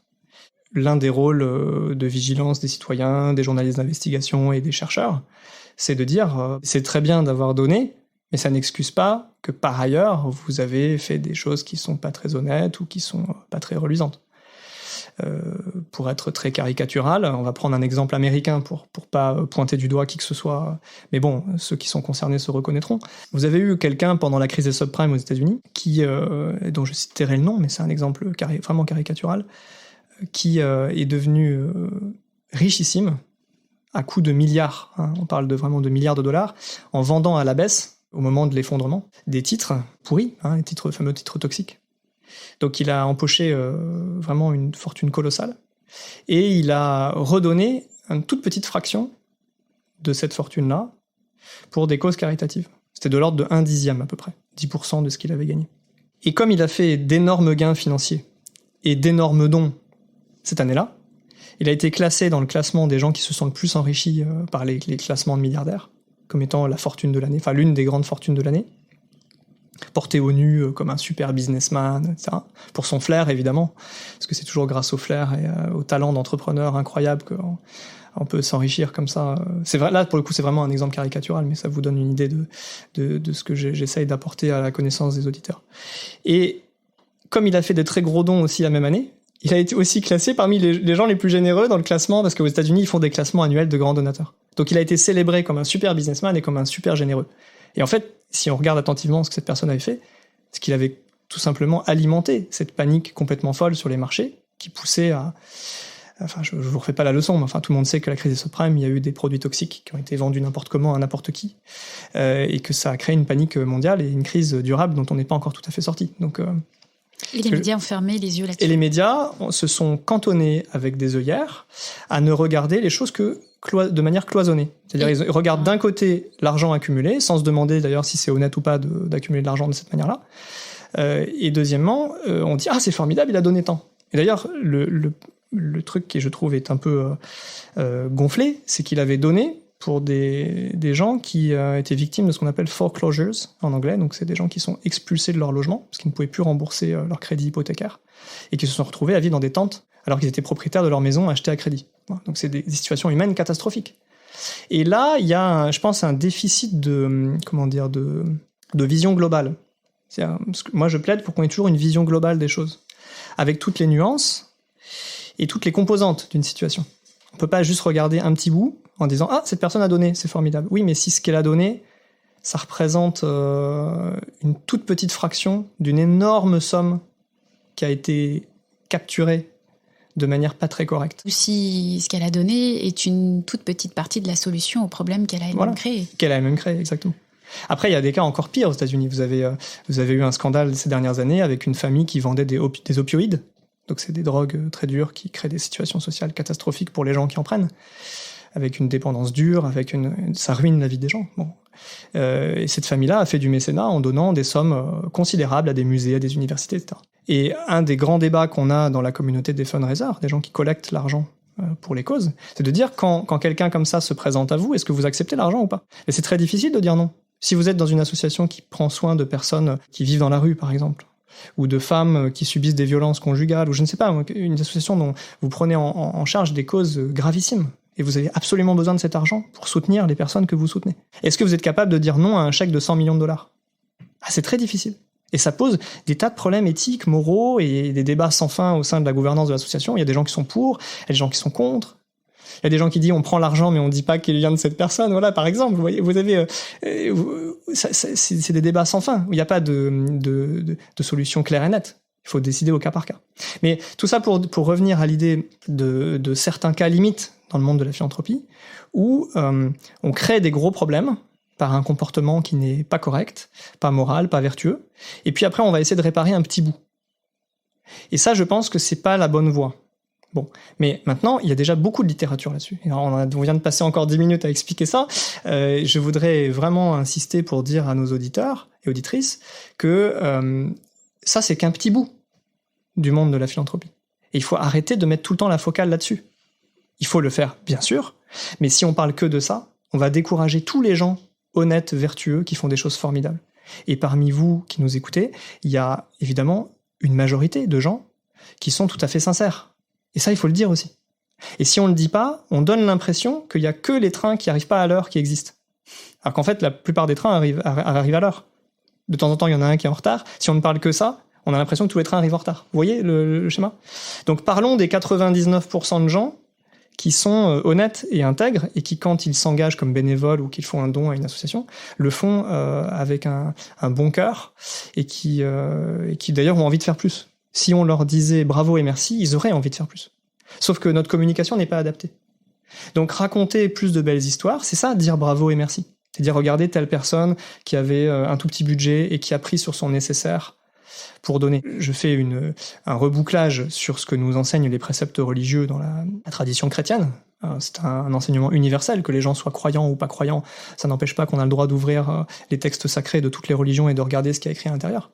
Si vous prenez l'un des évangiles dans lesquels le Christ parle de gens qui se montrent en spectacle dans le temple ou dans la synagogue de l'époque, en donnant des sommes importantes et se mettant bien en spectacle, versus une veuve qui a pas grand-chose, qui a ses enfants à charge, et qui va prendre 2 ou 3 pièces, et qui va les mettre dans le tronc de collecte de la synagogue pour dire, voilà, moi je donne ce que je peux. Et il dit, regardez, cette personne, elle a donné plus, parce qu'elle a pris sur son nécessaire, tandis que d'autres prennent sur leur superflu. Et ben aujourd'hui, on pourrait prendre cette métaphore pour dire, voilà, quand vous avez des montagnes et des montagnes d'argent, le fait de faire un chèque de temps, ça peut paraître impressionnant en valeur absolue, mais en valeur relative de tout ce que vous avez par ailleurs, c'est pas grand-chose. Par contre, quand vous avez un tout petit revenu ou un tout petit patrimoine et que vous faites un petit effort, vous donnez, je sais pas moi, 50 ou 100 euros, ça représentait une somme considérable par rapport à ce dont vous manquez déjà, en fait. Donc là, moi, je veux pas introduire de jugement de valeur, hein, c'est pas mon propos du tout, mais sachons apprécier aussi l'effort que font des millions de personnes qui ont des petits patrimoines, de petits moyens, parce que ça, c'est vraiment l'essence, pour moi, de la philanthropie, c'est que chacun peut agir là où il est avec ses petits moyens. Alors, on m'a parlé à présent d'une étude que vous avez menée en 2019, après avoir lu la lettre d'engagement de Warren Buffett envers le Giving Pledge. Vous vous êtes interrogé sur les raisons du rejet en bloc des milliardaires français d'y participer. Alors, vous avez mené une 30aine d'entretiens approfondis avec des individus fortunés. Quelles étaient vos hypothèses de départ et qu'est-ce que vos entretiens ont révélé sur les relations entre richesse, philanthropie et bonheur ? Effectivement, c'est bien que vous ayez rappelé un peu l'historique, parce que en 2010, les 2 hommes les plus riches du monde, à l'époque Warren Buffett, l'investisseur, et puis Bill Gates, créateur des produits informatiques que tout le monde connaît, ont fait une déclaration en disant, nous, on promet qu'on va donner la majorité de notre fortune, de notre vivant, ou à notre mort, dans notre testament, pour des causes caritatives. Et ils se sont dit, on voudrait entraîner une dynamique collective. Et donc ils ont écrit à tous les milliardaires américains, et puis ensuite, au-delà du cercle des Américains, ils ont écrit à tous les milliardaires d'Occident, puis en Asie, en Afrique, en Amérique latine, enfin un peu partout dans le monde. Et ils ont fait même une tournée dans divers pays pour dire venez, on va vous présenter notre projet, et on veut que vous signiez avec nous cette promesse. Donc Giving Pledge, en anglais, pledge c'est la promesse de don, littéralement. Et on va mettre votre lettre, la lettre d'engagement que vous prenez moralement, sur un site internet que les gens peuvent aller voir, givingpledge.org. Vous avez aujourd'hui 230 personnes qui ont signé dans le monde. Puis depuis donc 12 ans, sachant qu'il y a à peu près 2500-2600 milliardaires dans le monde, on est en grosso modo à 8-9% des milliardaires qui qui ont signé cet engagement moral. Alors, je passe rapidement sur la critique du projet. C'est un projet qui n'a aucune contrainte juridique, aucune transparence. On ne sait pas à qui les gens donnent, ni s'ils donnent, ni combien ils ont de fortune, donc on ne sait pas quelle est la moitié de leur fortune. Donc en fait, c'est surtout un effet d'annonce, plus que réellement un engagement contraignant. Donc je ferme la parenthèse là-dessus, mais faut pas non plus être complètement dupe de cette démarche, qui est arrivée à une période où il y avait quand même une grogne sociale énorme aux États-Unis. En 2010, on est quand même, c'est quelques mois après le mouvement Occupy Wall Street. Vous avez des gens qui plantent des tentes devant les banques en disant maintenant ça suffit, le casino financier. Nous, on est des citoyens, on est en train de payer les pots cassés des crises financières, et on aimerait que ce cirque s'arrête. Voilà. Donc, grosse grogne sociale aux États-Unis, grosse colère contre les grandes fortunes qui s'accumulent alors que les gens s'appauvrissent. La situation a empiré depuis, puisque vous savez que pendant la crise du coronavirus, il y a des millions de gens qui sont passés au chômage, et pendant ce temps-là, les milliardaires ont multiplié par un pourcentage, on va dire, exponentielle au sens mathématique du terme, c'est-à-dire que vous avez une courbe qui s'envole de manière affriolante dans les sommets en fait. Les chiffres sont disponibles dans certains des papiers que j'ai publiés. Vous avez une captation des richesses qui est sans précédent dans l'histoire de l'humanité. Donc cette initiative-là, démarche qui consiste à dire, regardez, on est gentil, on a décidé par nous-mêmes de redistribuer notre fortune. Sachant que par ailleurs, en sous-titre, ce qui n'est pas dit, c'est que par ailleurs, on paye le moins d'impôts possible. Et ce qu'a dit Warren Buffett, pour le coup, lui, il a une véritable honnêteté par rapport à ça. Il l'a dit plusieurs fois, publiquement. Il a dit « Je paye moins d'impôts en effort, en pourcentage de mes gains, que ma secrétaire ». Ce qu'on appelle le taux effectif global d'imposition. C'est-à-dire quand vous groupez toutes les formes d'imposition de la personne, parce qu'il y a différentes sortes d'impôts, grosso modo, sa secrétaire, elle payait, 14% à peu près, globalement sur ses revenus, et lui, il était à un peu moins de 10%. Enfin, voilà. Vous avez des milliardaires aux États-Unis qui, depuis 4 ou 5 ans, ne payent plus d'impôts. Ils sont à zéro. Parce que, en fait, ils ont trouvé avec un montage fiscal comment faire pour que considère que soit ils font pas de plus-value, soit bref, enfin c'est un peu la tambouille fiscale, c'est un peu compliqué, mais le résultat c'est qu'ils payent en fait en effort, en pourcentage de leurs gains, ils payent moins qu'une famille ordinaire de classe moyenne. Et par ailleurs, ils ont créé tout un récit pour enjoliver tout ça et dire regardez comme c'est formidable parce que nous on va décider de redonner, généreux comme nous sommes, à la société, une partie, pas tout, mais une partie des gains que nous avons fait. Alors, le vrai exemple dans tout ça, c'est quelqu'un qui n'a pas signé le Giving Pledge, dont on parle jamais, parce que justement on raconte pas les belles histoires. Et donc je voudrais lui rendre hommage aujourd'hui, parce que c'est quelqu'un qui a, dans sa vie, qui a eu un lien très fort avec la France, puisqu'il a des enfants qui sont franco-américains. C'est Chuck Finney, qui est nonagénaire, qui est un milliardaire américain d'origine irlandaise, qui est devenu milliardaire dans le plus grand secret. C'est lui qui a inventé le principe des duty-free dans les aéroports. Personne ne savait qu'il était milliardaire. Il a réussi à redistribuer sa fortune dans le plus grand secret. 8 milliards de dollars. Et aujourd'hui, après plus de 40 ans d'activité philanthropique, encore une fois, sans réclamer la une des médias, sans se faire sonner les trompettes, il a financé des tonnes d'universités dans le monde. Il a aidé à créer des départements de recherche dans plein d'universités en Irlande, en Australie, dans plein de pays. Il a financé des tonnes de projets. Je vous invite à regarder son histoire. La fondation s'appelait Atlantic Philanthropies. Elle est aujourd'hui dissoute, parce qu'en fait, elle a dépensé tout son capital. Et aujourd'hui, il est officiellement ruiné, ce qu'on appelle en anglais « broke ».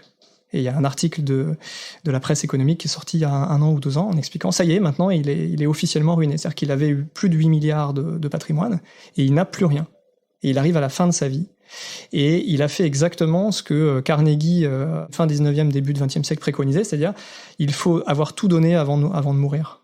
Celui qui meurt avec une telle fortune meurt déshonoré. En anglais, he who dies such rich dies disgraced. Aujourd'hui, il n'y a pas beaucoup d'exemples de milliardaires qui a accompli ça. Et il est, à ma connaissance, l'un des seuls qui l'a fait. À mon avis, on devrait mettre son exemple beaucoup plus en avant pour en inspirer d'autres. Bon. Maintenant que j'ai fait tous ces propos introductifs sur le Giving Pledge, ça répond à votre question. Et vous l'avez interrogé dans le cadre ? Je l'ai pas encore interrogé, mais j'aimerais bien qu'on se rencontre. Je lance un appel là sur les ondes parce que je trouve qu'il incarne un modèle formidable pour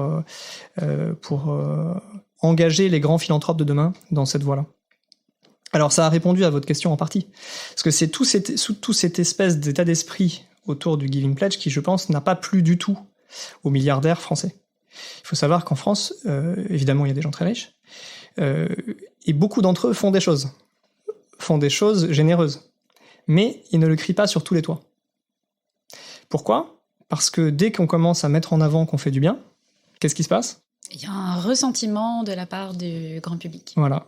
On dit, mais on vous montre du doigt en disant, mais tu fais ça parce que tu veux te racheter une bonne conscience, parce qu'en fait, tu as une mauvaise réputation par ailleurs, donc en fait, tu voudrais te redorer un peu ton blason. C'est la générosité suspicieuse. Alors que, bien souvent, et je ne dis pas qu'elle est toujours purement intègre, encore une fois, il faut toujours de la nuance. Les situations ne sont pas noires ou blanches, elles sont grises. Et il y a des nuances de gris. Je dirais pas qu'il y a 50 nuances de gris, mais il y en a beaucoup. Il y a beaucoup de gens très fortunés en France qui font des choses formidables et qui ne disent rien, tout simplement parce qu'ils savent que s'ils commencent à témoigner publiquement, on va leur sortir toujours les mêmes ritournelles. T'as fait ça pour te racheter une bonne conscience, etc. Ça. On est bloqué dans une perception en France de quand on fait du bien et qu'on le met en avant, c'est forcément parce qu'on a quelque chose à se reprocher. Alors que tout simplement raconter une belle histoire de dire une personne ordinaire a fait ça avec ses moyens du bord. Prenez quelqu'un qui a créé une association, quelqu'un de classe moyenne, qui est pas forcément millionnaire ou milliardaire. Dès que vous créez une association et que vous réussissez un petit peu à faire entendre votre cause, vous allez passer à la télé. On va vous dire mais c'est formidable, regardez, avec 3 francs 6 sous, avec les moyens du bord, ils ont réussi à faire ça. Si demain, quelqu'un qui est milliardaire ou millionnaire dit « Tiens, j'ai envie de rendre service », et c'est un désir sincère en moi, immédiatement, ils vont être sous le feu de la critique. Donc, soit ils le font pas, soit ils le font, mais alors surtout, ils le disent pas. Et donc, vous n'avez jamais jamais, ou presque jamais, de gens qui osent sortir du bois et qui s'affichent en disant « Regardez ce que j'ai fait, c'est bien ». Et donc, vous n'avez pas d'exemple qui peut inciter d'autres gens à le faire. Donc, c'est un cercle vicieux, en fait. Alors, l'idée pour casser ce cercle vicieux, d'abord, c'est d'établir scientifiquement qu'il existe des liens positifs entre s'engager pour le bien commun, donner du sens à sa vie, montrer l'exemple et créer une dynamique vertueuse pour tous. Là, il y a vraiment un cercle qui s'auto-renforce entre toutes ces dimensions-là que je viens d'évoquer un peu à la va-vite, mais bon, on pourrait rentrer dans le détail scientifique. Il y a plein de travaux qui le montrent. Quand on est plus généreux, on est plus heureux. On montre mieux l'exemple. On inspire les gens autour de nous qui eux-mêmes, à leur tour, deviennent généreux. Donc ça crée que des effets positifs pour tout le monde, pour soi-même et pour les autres. Et on a un recul suffisant puisque ça fait à peu près une 50aine d'années qu'on affirme que les hauts niveaux de bien-être sont corrélés au comportement altruiste, au don caritatif. D'ailleurs, vous avez résumé les principales découvertes de la science du don en la matière, mais on peut citer aussi le renforcement du système immunitaire. La générosité offrirait jusqu'à 9 ans d'espérance de vie supplémentaire. Donner aide aussi à faire face aux troubles de stress post-traumatique ou à l'anxiété sociale. Bref, on pourrait continuer comme ça. On vit plus longtemps, en meilleure santé, avec un plus haut niveau de joie quotidienne. On inspire plus de gens. On réduit les risques AVC, troubles, etc. Bon, vous avez des études médicales, vous avez des études psychologiques, vous avez des études neurologiques, vous avez toutes sortes d'études. Et ça se compte en dizaines qui sont publiées, qui sont malheureusement peu connues. Donc ça fait partie de mes travaux justement de les faire connaître. De les synthétiser, de les résumer et de les faire connaître pour les porter justement sur la place publique. Et c'est ce qu'on fait avec ce podcast, d'en parler. Aujourd'hui, on sait que être généreux, ça nous fait être en meilleure santé et ça nous fait être plus heureux. Et en plus de ça, ça rend les gens autour de nous en meilleure santé et plus heureux. Donc il y a vraiment que des aspects positifs. Et donc l'idée, c'est de casser le cercle vicieux et de le remplacer, si vous voulez, par un cercle vertueux. Et tout ça, ça passe par déjà poser le diagnostic sur la table, en parler, éduquer différemment les personnes sur ce sujet-là. Montrer donc pour éduquer, alors éducation c'est un grand mot, mais donc l'éducation ça passe par des supports.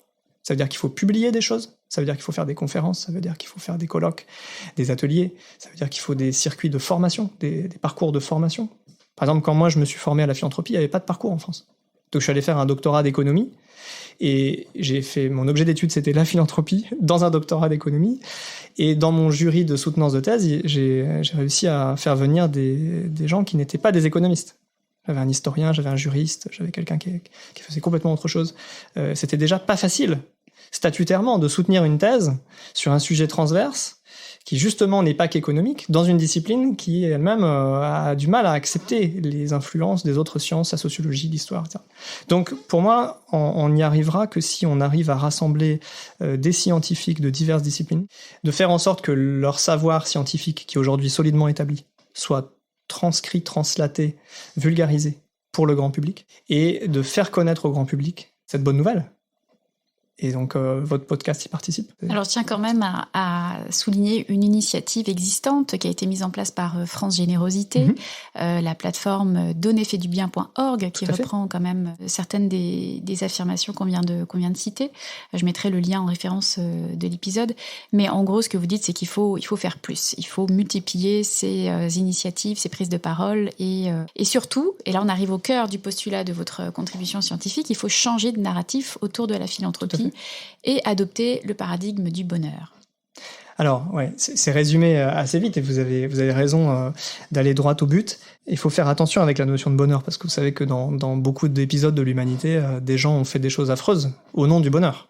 Je repasse pas sur l'affreux XXe siècle, mais à chaque fois c'était pour le bonheur des gens. Donc, toujours prendre de grandes pincettes. Évidemment, il faut changer de narratif parce que si vous dites aux gens « Tiens, tu peux donner plus, ça va te coûter moins cher », c'est un moteur négatif. C'est-à-dire qu'on inculque tout de suite dans l'idée des gens que c'est parce que ça te coûte moins cher que tu vas donner plus. Vous voyez le côté qui douche la bonne volonté, quoi. Il y a des cas où même ce discours-là, non seulement il n'est pas très incitatif, mais il peut être même insultant. Moi, j'ai vu dans la littérature des interviews de riches mécènes, par exemple, qui sont... Alors, le profil de celui ou celle qui a créé sa fortune de son vivant est très différent de la personne qui a hérité. Parce qu'une personne qui a hérité, qui est née, comme on dit, avec une cuillère d'argent dans la bouche, n'a rien fait pour mériter cette fortune. Elle est juste née comme ça. Comme dit Warren Buffett, il dit « Mes enfants sont des spermatozoïdes chanceux. » Parce qu'ils sont arrivés dans la bonne famille au bon moment. Ils sont multimilliardaires. Lui, il a dit « Moi, je veux déshériter mes enfants pour qu'ils fassent quelque chose de leur vie. » Il a toujours le sens de la formule, Warren Buffett. Parce que si je leur donne toute cette formule, ça va les écraser. Ça va les intoxiquer, ça va les pourrir. Et ils redeviendront en fait des gens qui ne vont pas s'accomplir avec leur vrai talent parce que ça va les pervertir en fait cette fortune. Donc c'est presque égoïste en fait. On va très loin dans la philosophie, mais ce serait presque égoïste de se dire pour préserver ma descendance, je dois les déshériter parce que sinon ils vont faire une vie médiocre en fait sur le plan moral, sur le plan des valeurs. Il existe beaucoup de mécènes dans la catégorie héritier, qui sont d'autant plus engagés dans l'altruisme que c'est une façon pour eux d'accepter leur sort, de dire j'ai pas mérité cette fortune. Et beaucoup se disent mais en fait qui suis-je ? Qu'est-ce que je peux faire pour être utile dans cette société ? On ne me regarde que avec les lunettes de mon statut d'héritier. Je suis le fils ou la fille de un tel. Et moi j'ai envie d'exister pour ce que je fais de bien dans ce monde. Et donc vous avez des gens qui se disent moi je vais prendre une bonne partie de cet héritage et je vais faire des trucs formidables avec, je vais aller construire des puits dans des endroits où les gens meurent de soif, je vais m'occuper d'enfants qui sont abandonnés, etc. Et donc si à ces gens-là vous leur dites t'as vu, alors donne un peu plus, ça te coûtera encore moins. Alors là c'est une insulte, parce que justement ils veulent que ça leur coûte, ils veulent faire cet effort que j'appelle la philanthropie réelle, c'est-à-dire ce qui vous coûte, pour vraiment se sentir dans l'altruisme. Donc vous voyez déjà, ce narratif-là il est contre-performant. Ensuite, évidemment, tout le narratif sur la culpabilisation, vous n'êtes pas assez généreux, vous avez vu avec tout l'argent que vous avez, ça c'est la version vis-à-vis des très riches. Avec tout ce que vous avez, vous pourriez au moins donner 50%, etc. Donc là, la notion de culpabiliser. Dans la philanthropie, il y a quand même une liberté. C'est la personne qui choisit ce qu'elle fait. Alors vous avez des gens qui donnent pas grand-chose, vous avez des gens qui donnent beaucoup. C'est une question de perception. Vous avez des gens qui, en ne donnant pas grand-chose, ont l'impression de donner beaucoup. Il y a des gens qui, en donnant beaucoup, ont l'impression de donner pas grand-chose. Et on revient sur la notion subjective du bonheur. Le bonheur, vous avez des conditions objectives, c'est vos conditions de vie. Et vous avez des conditions subjectives. Et dans les conditions subjectives, pour analyser le bonheur, on parle de deux choses dans la science du bonheur. On parle de la dimension hédonique, qui sont en fait vos émotions, vos affects. Est-ce que vous vous sentez bien ? Est-ce que vous avez de la joie à faire ce que vous faites ? Mais ça, c'est dans l'instantanéité, à très court terme, à une échelle de très court terme. Vous avez une autre approche qui est ce qu'on appelle eudémonique. Alors, c'est un mot grec, tout comme hédonique d'ailleurs.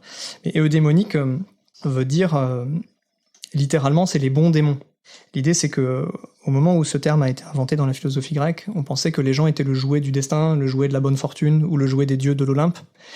Et donc, on ne pouvait pas créer son propre destin. En tout cas, on ne pouvait pas influer sur son propre sort. Et l'un des apports de la philosophie de Socrate, c'était de positionner l'être humain comme acteur de sa vie, et donc acteur de son bonheur. Sa philosophie amène l'être humain à aller chercher en lui ses aspirations profondes, son cap et son axe de vie, et non pas être le jouet de forces extérieures. D'où la notion de eudémonique, aller chercher les bons démons intérieurs. Enfin, c'est un peu compliqué d'un point de vue de la philosophie, mais ce terme, en gros, veut nous dire que c'est la capacité appréciative que l'on a, donc c'est une dimension cognitive, donc ça se passe dans notre cerveau, ça se passe pas dans notre émotion, dans nos tripes, entre guillemets. La dimension hédonique, c'est dans les tripes. Qu'est-ce que je ressens là? Je me sens heureux, je me sens malheureux aujourd'hui. La dimension eudémonique, c'est de dire, on va regarder votre niveau de contentement par rapport à la satisfaction de vos désirs à long terme. Je voudrais être astronaute, mais j'ai jamais réussi à rentrer dans une formation qui me permettrait de l'être, donc je suis frustré. Ça, c'est pas un affect de court terme quotidien. Tiens, ce matin, je suis de bonne humeur, de mauvaise humeur. Non, c'est quelque chose d'une aspiration très, très profonde à très long terme. Mais si je mets 20 ans à faire des études, à reprendre des études en cours de vie, et puis je m'accroche les cours du soir, etc., puis je vais passer un premier concours, puis un deuxième, etc., peut-être qu'un jour, je serai astronaute. Alors, je sais pas si on peut devenir astronaute comme ça, mais en tout cas, c'est un exemple de vous dire, voilà, j'ai des aspirations très profondes dans ma vie, j'ai des buts qui sont nobles, qui sont plus grands que moi, où je vais contribuer à sauver les dauphins. Et au bout de 20, 30 ans d'engagement dans telle association, je sais que j'en aurais sauvé tant de centaines de dauphins. Et ça, c'est un bien-être aspirationnel qui fait que je suis en phase avec mes idéaux et mes objectifs de vie. Encore une fois, ces deux composantes-là, la perception sentimentale, émotionnelle, immédiate, instantanée, et la réalisation de mes désirs de long terme, qui est plutôt cognitive, ces deux composantes-là, elles sont toutes les deux subjectives. Parce que face à une catastrophe immédiate, des gens peuvent réagir de manière plus ou moins positive ou négative. Donc ça, c'est l'instantanéité. Et face à une situation de vie plus ou moins dure, ou une non-atteinte de vos objectifs, il y a des gens qui peuvent le prendre avec philosophie et d'autres qui peuvent être terrassés ou très frustrés. Donc tout ça, c'est très subjectif. Et tant que on ne demande pas aux gens comment ils se sentent, on ne saura pas mesurer ces deux aspects qui constituent le cœur de leur bonheur. Alors, pour reboucler sur la philanthropie, c'est en s'apprenant à soi-même et en aidant les autres à découvrir leur satisfaction de vie dans l'activité généreuse, que ce soit donner du temps, donner de l'argent, donner son sang, donner une écoute attentive, une oreille attentive, donner un avis intelligent sur un projet pour éviter qu'une personne se plante. Il y a des milliards de façons d'aider. Tant qu'on ne mettra pas en cheville cette question de l'altruisme qui est essentielle pour le bon fonctionnement de nos sociétés, et cette question de la satisfaction de vie, du contentement d'être soi-même, de l'accomplissement de soi, qui est une autre façon de dire le bonheur, tant qu'on n'alliera pas l'un à l'autre, je pense qu'on n'arrivera pas à développer durablement un haut niveau de générosité dans nos sociétés, alors qu'on en a terriblement besoin. Et on en a encore plus besoin dans des périodes où il y a des guerres, des maladies, des souffrances, des injustices, des inégalités, etc. Ça pourrait être candide de dire on fait une émission sur philanthropie et bonheur ce matin.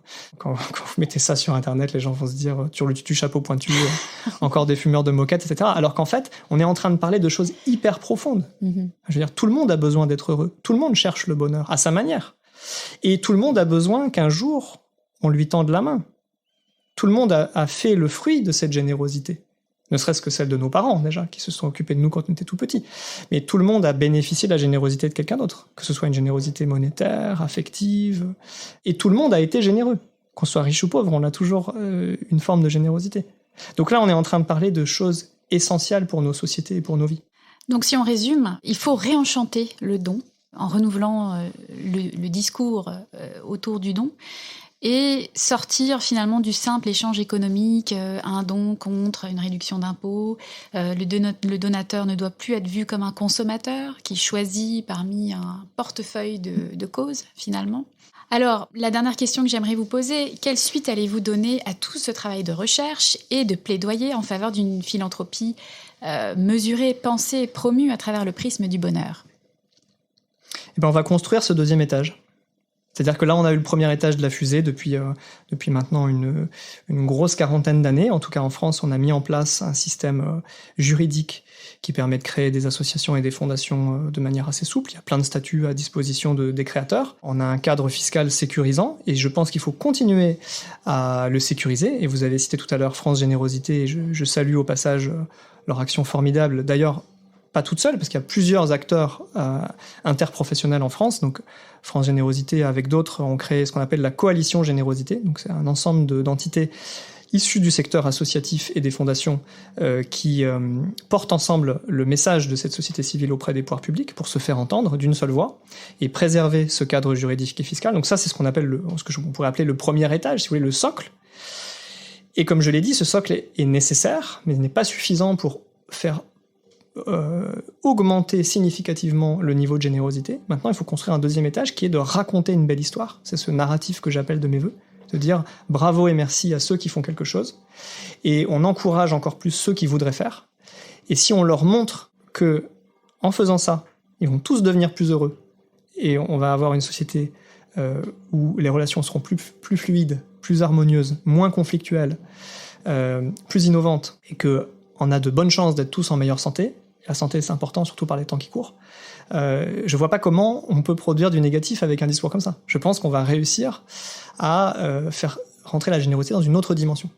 Mais ça suppose de changer d'instrument, changer d'outil. Voilà. Les outils juridiques et fiscaux sont nécessaires, encore une fois. Et maintenant, il faut inventer d'autres instruments, il faut mobiliser d'autres canaux de conversation et de discussion pour réenchanter cette générosité et ne cesser de la présenter toujours comme quelque chose au rabais, quelque chose qui nous permet d'avoir une contrepartie ou qui rentre dans le domaine de la culpabilité ou de l'invective ou que sais-je encore. Il faut montrer que ça permet de faire société ensemble et de créer une belle société heureuse et harmonieuse. Merci beaucoup Charles Selen. Merci à vous. Merci beaucoup d'avoir écouté Philanthropio. Vous avez aimé l'émission ? Dites-le moi avec 5 étoiles et des commentaires sur l'application Apple Podcast. Vous pouvez retrouver également tous les épisodes sur philanthropio.com. Si vous souhaitez réagir, écrivez-moi à charlène@philanthropio.com. À bientôt pour dérouler le fil de nouveaux récits.